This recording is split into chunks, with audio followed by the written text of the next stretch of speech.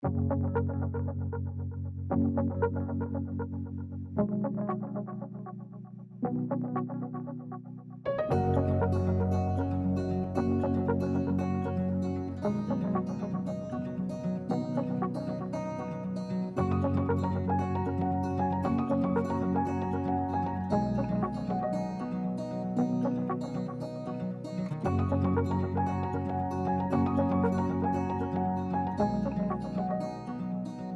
think the benefit of having that is if there's a question, problem, concern, it's right there. You can go out and look at it. You can work with whoever's assembling it and actually get a better product.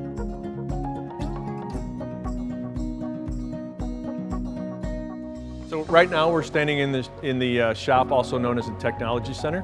And this is where we basically assemble everything mechanically and electrically and get it ready for the electrical programmers.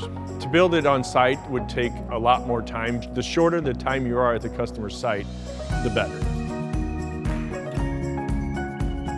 So when we go to do an installation, it's more like we're moving a system from here to a plant rather than doing an initial install and having all those potential pitfalls during a traditional install at a customer site. We tackle those here.